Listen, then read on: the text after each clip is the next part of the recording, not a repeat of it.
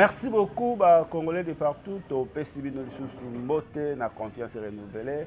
Mbote bipa union so bozwami, bino vraiment bateau bo mesana kolanda. Émission na bino Tolobela Congo.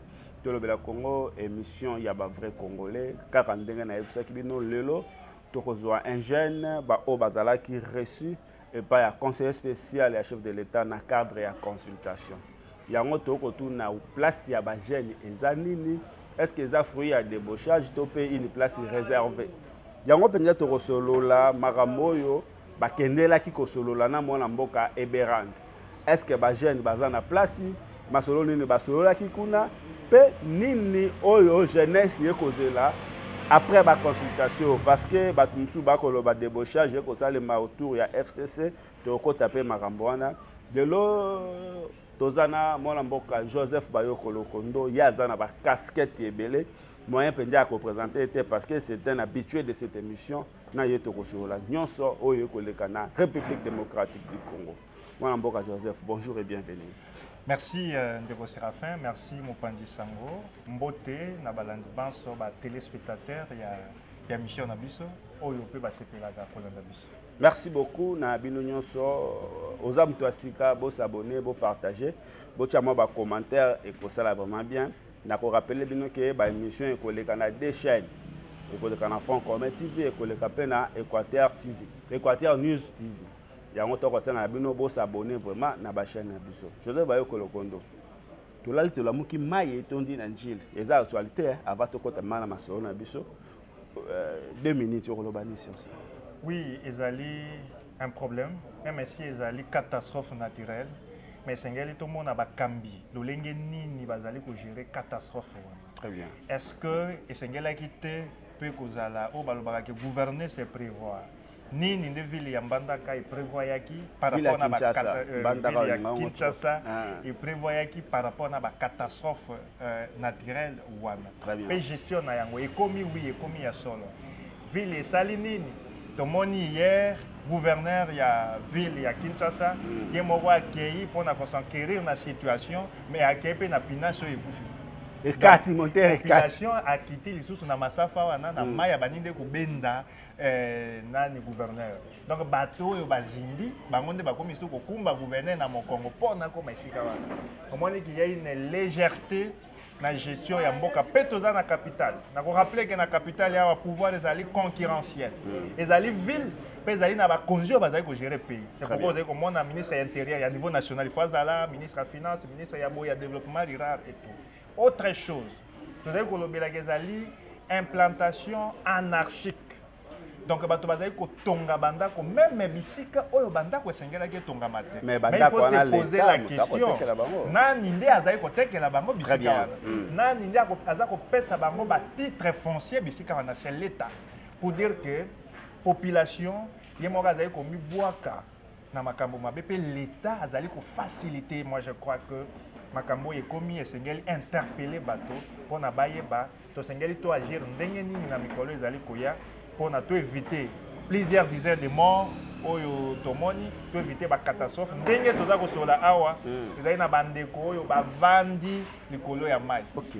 Ezali na bandeko bazali kuna na deuxième niveau batikali ko kitate ça fait 3 jours. Très bien. Kasi ngai na qualité na ngai nazali kaka acteur politique te nazali pe un humanitaire. Très bien, ça mais ça na ngai lokola président du conseil d'administration ya SAM ndenge toza ko solo la siko ba équipe quitter sur place bazali ko identifier ba besoins réels ya population wana na yebi mokolo ya lobby mardi équipe ya SAM ekokita pona ko pesa pe ayemo eloko contribution ata mai ata lipa ata torche parce que population wana mai ya régie des eaux ezako couler les sous te électricité ba kati parce que so ba tiki courant bisika wana bato ba kokufa c'était dangereux et na nini donc tokoluka bango moi torche moi mai moi ni comme mela bango et vous allez paix oyo ya biso réponse par rapport na catastrophe. Merci beaucoup ils a passé mais toko senga vraiment na gouvernement azwa penza bandeko en charge parce que monsieur babungi sibana famille monsieur biloko donc il faut qu'on soit bango vraiment en charge. Alors, moi, Mboka Joseph, Ozalaki reçu et pas il y a conseiller spécial, Ozalaki une équipe, mais net Ozawa, net Okolobelaki, Ozalaki reçu. Bokendaki na consultation, nini bosolo laki na consultation. Merci mon Pandisango. Consultation wana nakendeki comme l'un des leaders des jeunes de la République démocratique du Congo. Okay. Pas seulement l'un des leaders des jeunes de la province de l'Équateur, non. Comme l'un des leaders des jeunes de la République démocratique du Congo. Très bien. Tout yambama qui na cadre il y a Conseil national de la jeunesse. Ok. Na lobite qui nakendeki ko représenter l'Équateur. Même si bisika biso na lekaka na lobelaka kaka Équateur pe na lobelaka République démocratique du Congo mais na kendaki ko représenter ba jeune ya République démocratique du Congo na délégation na biso tozaki na président ya CNJ William Mukambila ye moto azali président ya Conseil national ya ba jeune la République démocratique du Congo nde akokaki kokende ye moko te asengelaki azwa pe quelques leaders de jeunes congolais pour na kokende ko représenter ba jeunes na consultation oyo ezalaki initié na chef de l'État son excellence Félix Antoine Tshisekedi Tshilombo en vue ya formation ya gouvernement ya Union nationale. Très bien. Yo moko yebi ke mboka na biso eza na bitumba kasi président alobi situation oyo esengeli peuple congolais asangana. Tout est à la sans couleur politique, religieuse ou comment. Ce qui mboka ezali kozika, ce qui ndako epeli moto batala kateki oyo toswana kana ye oyo ennemi na ngai oyo papa na mama baza ko solate sengeli bino nyonso boboma moto. Okay. Yango président de la République abengaki ba couche nyonso tout ezala opposition. À la majorité, à la société civile, qui est en consultation pour abimisa gouvernement ou ekosangisa bato nyonso pour résoudre les problèmes sécuritaires, économiques, sociaux na kati ya mboka na biso. Kasi makambo tosololaki na conseiller spécial ya chef de l'État en matière de sécurité tokoloba yango awa te. OK. Na ndenge na lobaki oana ba primaire na yango ezali réservé na président de la République. Très bien. Ce qui biso toye koloba makambo to lobelaki président pona moto to solaki na ye azali motindami ya président. Ce qui toye koloba makambo to lobelaki président wa donc ezangi tina. Pona président ko sangisa maloba na biso nyonso nde apesa message na peuple congolais. Est-ce que bokasi te kosenga ministère naza ko koma wana kasi na ko pesa moi quelques points moko to lobelaki. Oyo ezali pe moto nyonso asengeli ayebango tolobelaki ke ezala remaniement te ezala ya solo changement remaniement ezali nini remaniement ezali premier ministre atikali bameki ko changer ba ministre ba oyo ya sika bakoti ba pe oyo basalaki mwa mosala malamu ya kala batiki bango kasi biso tolobaki ke ezala remaniement biso tolobaki ke ezala changement ya gouvernement changement ezali nini babanda na premier ministre balongoli ye nano a présenter démission na ye bâtir ministre ya liboso ya sika premier ministre ya sika avec gouvernement ya sika kasi gouvernement ya sika wana elobi te ke kozala kaka na ba nouveau ministre non ekoki pe kozala na ba ministre mosusu basaki mosala malamu batikali pe bazwi ebele ya sika babakisi mpona tozwa ba compétence ya sika tozwa ba énergie ya sika oyo ekosunga tata mokambi ya ekolo akoka ko résoudre des problèmes ya sécurité na problème ya social ya peuple congolais talaka makambo oyo tosololaki na envoyé spécial ya chef de l'État ou azali conseiller spécial en matière de sécurité yango wana. Alors bande comme sous balobi jeunesse pe kendaki esenga ministère kendaki ko réclamer ba pesa na bino ministère topé bokendaki ka ko sola masolo après. Non mais en fait pour réclamer dans nos ministères ezali péché te mais na ko pesa yo exemple moko lelo esika ba politicien bazo belelaka ouais tokende ko s'enrôler na armée et tout babengaka batata ba 50 ans ba 60 ans lokwa ba bobo na banani ke bakeko s'enrôler na armée pardon topé babengaka ba jeune yango na bi esika bazo benga boy enrôlement massif na armée babengaka ba bobo batata ba 60 ans ba 50 ans bakeko s'enrôler na armée mais c'est ça na pesa ka exemple non mais babengaka ba jeune pour dire que même les lots l'actualité comme on a armée na biso FRDC est en actualité mais on ne parle que des Wazalendo. Les Wazalendo sont composés de jeunes. Ils ont l'imbola que jeunes yé motoazai na FRDC, jeunes yé motoazai na Wazalendo azai ko bundela mboka, ba jeunes pe sengeli pe bazana na gouvernement. Très bien. Ça, c'est normal. On ne va pas que même si on demandait les ministères, donc on demandait la poche, les aliments cannabis, la jeunesse a droit de participer dans la gestion du pays. Jeunesse est à la terre et qu'il y a une armée qui est colo colo, donc il y a des automobiles, mais ah ouais, tu dis que la vie dans l'institution. S'il faut demander au ministère, on va exiger même 50-50. Ça c'est évident. Mais le temps, ils allaient quitter kaka kotu na ba ministère, mais tu peux ça qui m'a canissé na biso. Oui, c'est une guerre ici, là, tu peux ça qui m'a canissé sur la taille du gouvernement, tu peux ça qui m'a canissé sur les remaniements ou les changements, tu peux ça qui m'a canissé sur les profils. Il y a bateau, il va participer. Et puis, tu marques là que ce gouvernement d'unité nationale ne doit pas tenir compte, il y a un poids politique. Quand on a des politiciens,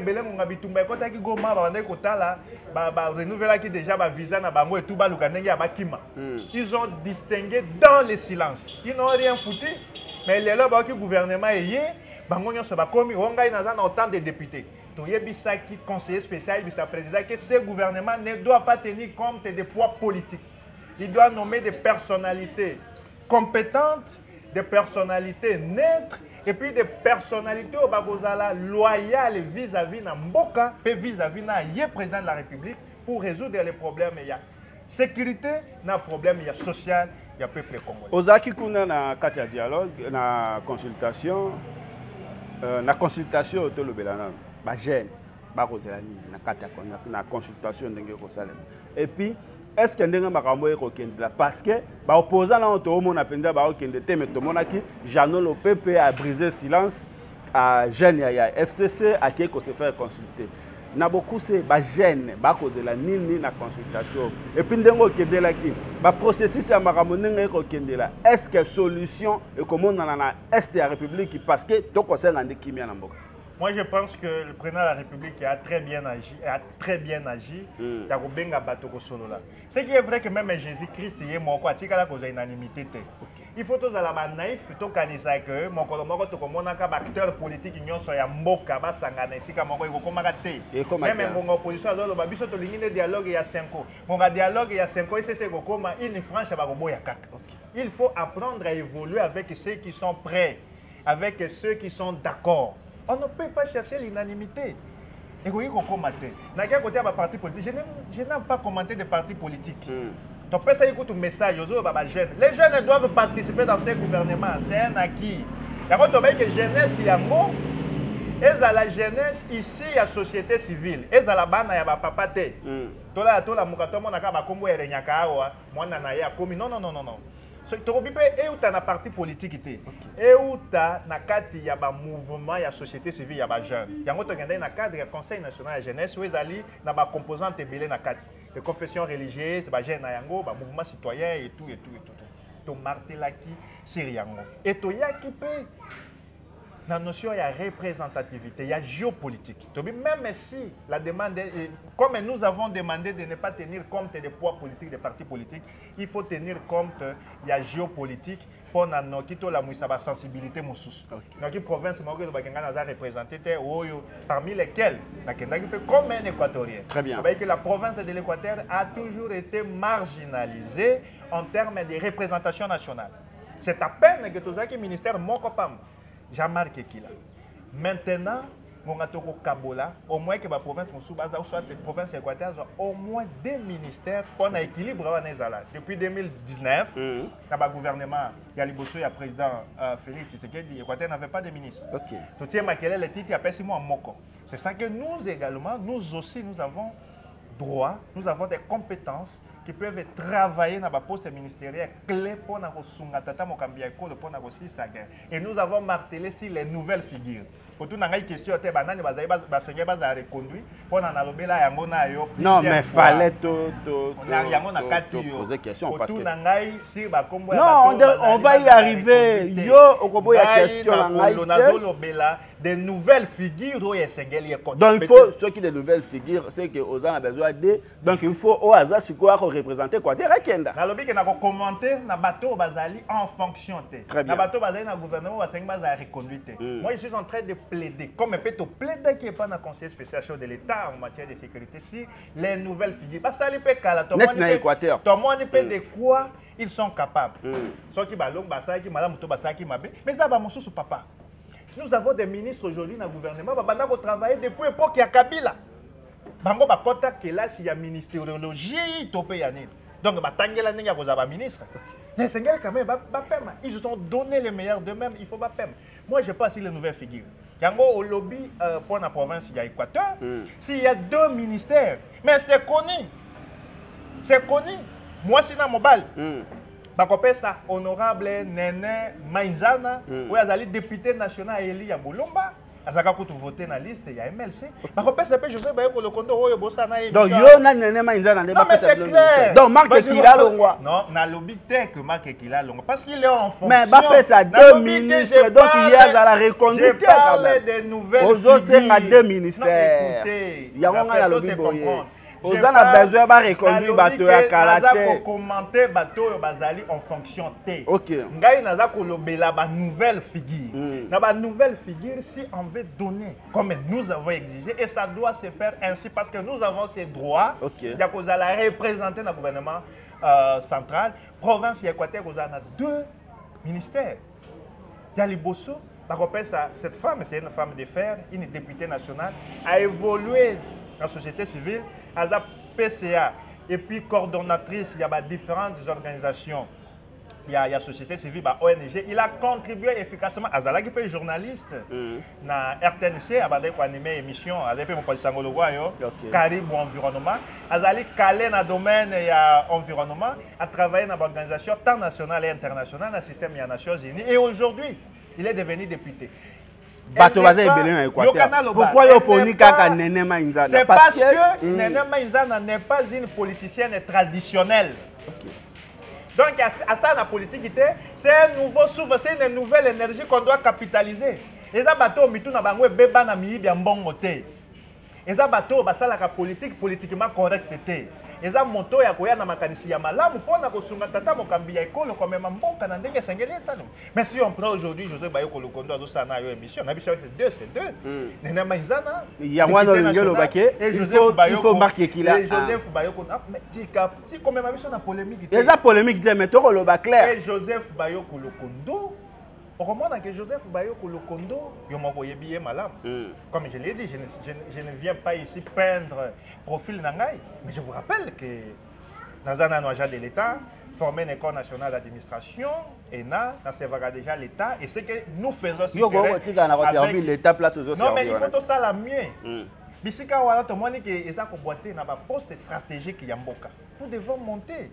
Nous avons ces compétences-là de faire mieux que ceux qui sont là. Très bien. Donc, on doit jeter, le président de la République doit jeter Nani dévolé na Essir Bisso et nous allons valablement représenter la province de l'Équateur. Si on nomme Nene Mainzana, Batobako Sepela, Azali Moasi, Azali, une femme battante députée nationale, si on nomme Joseph Bayoko Lokondo, nous allons aider le président de la République dans la mobilisation pour négocier les problèmes, il y a insécurité, il y a guerre et puis sociale. Population. Merci beaucoup, Bandeko Balandi. Lui, c'est Joseph Bayoko Lokondo. Na ye vraiment token de la rendez-vous ye to mesana ni boy.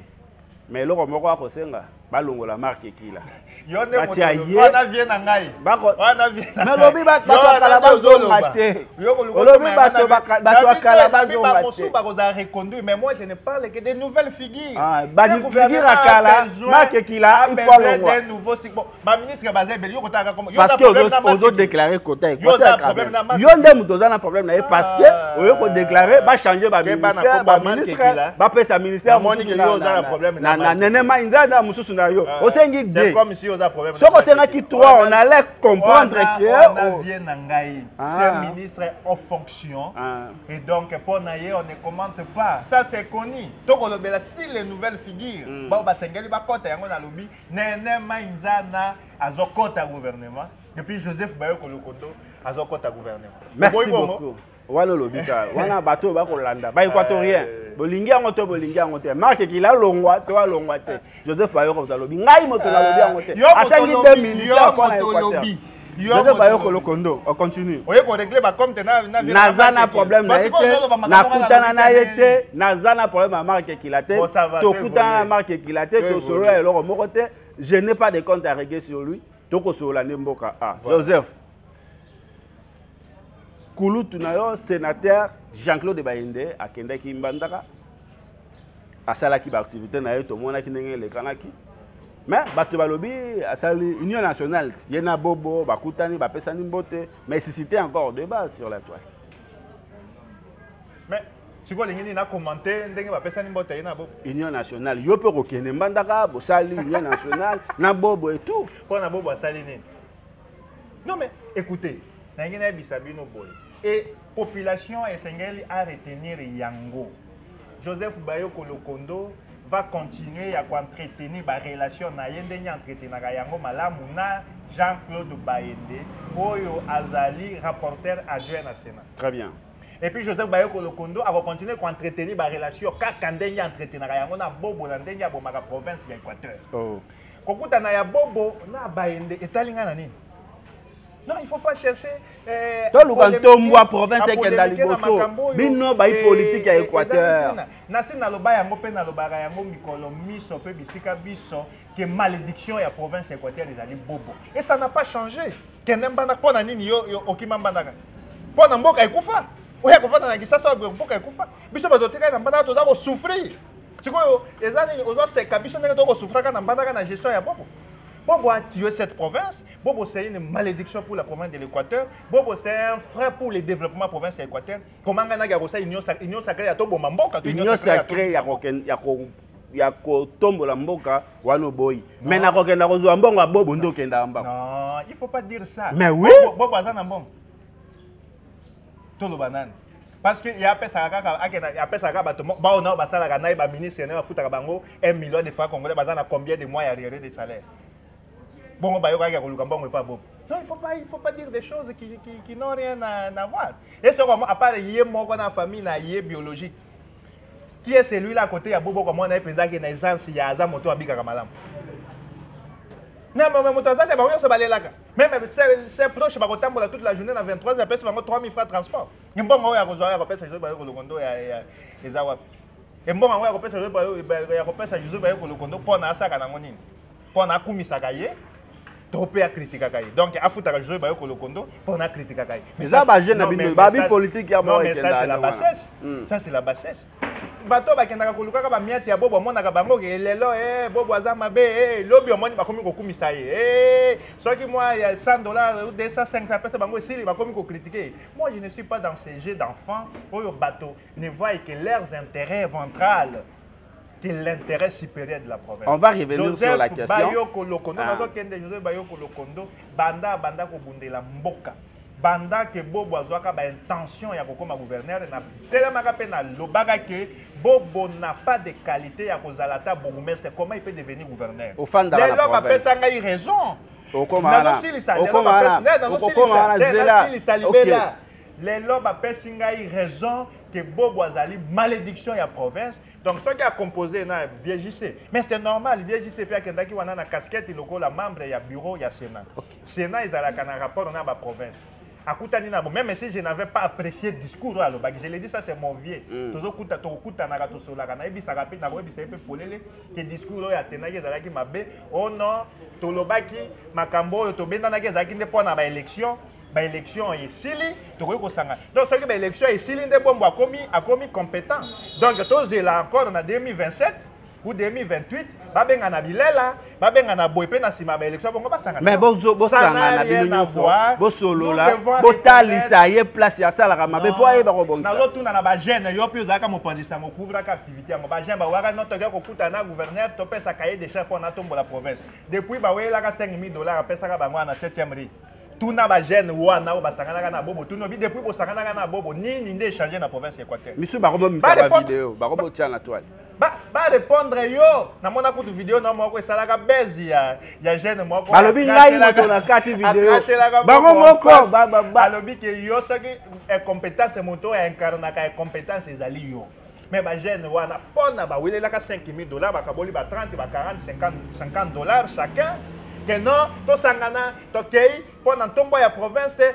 to kutana na gouverneur to sangana bo bakutana ka basangana na gouverneur nini bobo asali na province ya Équateur lelo oyo ba jeune wana bakoki ya koyebisa biso vous ne voyez pas que bobo soki moto nyonso azali kosangana na bobo ezali lokwa moto oyo azali kosangana na moto azali koboma province bobo doit être isolé et sengeli to isolé pe to sala manso pona kotia ye hors état de nuire kotia ye hors état de nuire c'est que il doit quitter la province de l'Équateur tozo gouverneur ya Malonga to tia ye pona ntombo ya province Joseph Bayoko Lokondo poto chiter na question abo bato ba posa nga ba question po ba yebi ba relation nga na les journalistes n'a pas d'amis famille etika ina nsima oyaka Kinshasa olalaka na ba hôtel à 5 étoiles on vivra bien, l'hôtel mourra bien.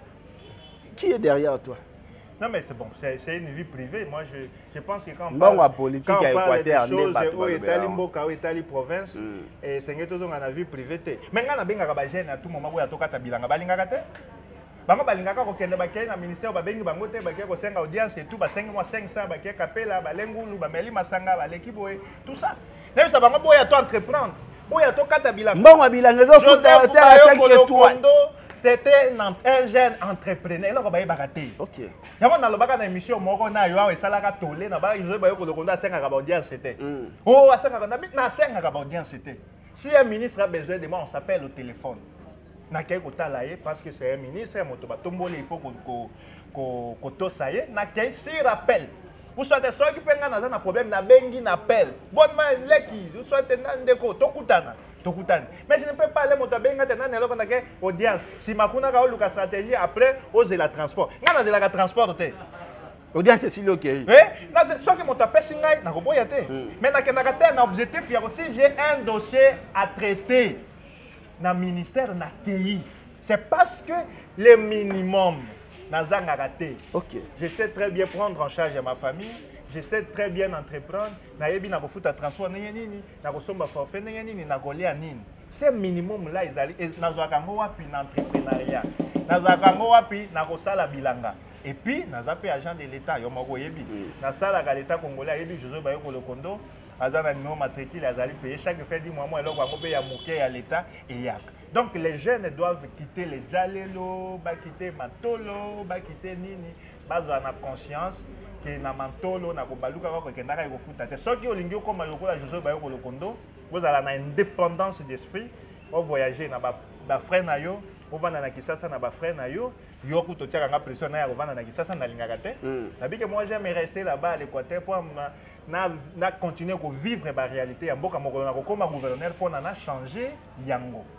Nayaka awa pour des démarches. Ce qui naïe, naza na budget na na nombre de jours na ko sala, oh na ko dépendre na mon hôtel. Ce que si je prends mon avion, je rentre. Ce qui balingi ba koma lokola ngai, ba entreprendre, ba tika Lolombo, ba tika Mantolo, ba tika Bangula, ba sala bilanga, ba sala mimbongo topi o sei Bangula ya suka, ba pesi yo moi $1000, moi 2000 pour investir yango o baluka ka na ozala indépendant. Voilà le secret on appelle si ba jeune. Merci beaucoup malgré on dimano ko fana na Équateur. Ozalaka na souci ya famille te bakanga te otalaka bana te babi faut talaka bana ba okola ndengo kendaka boloko à tout moment olinga boloko babi eza base nde olingaka oki ofana na boloko po ozwa sika Etienne Tshisekedi bakanga ye combien de fois abana ko kende oyoka souci ya mwasi na bana te papa ye bazaka na mwasi na bona nani mwana ele bakoma président OK siko olingi to bundela mboka te pa to kobanga ke boba kokanga biso non ça n'a rien à voir et bakokanga wana ezali biloko moko eza kolakisa ke nous sommes dans un état, nous sommes dans une province où ezali géré na ba autorité qui n'ont aucune notion ya respect ya droit de l'homme, qui n'ont aucune notion ya contradiction. Ce que vous avez kokamba mboka ezali biso yonso tokotikela okamba yango lokwa cuisine ya mwasi na yote.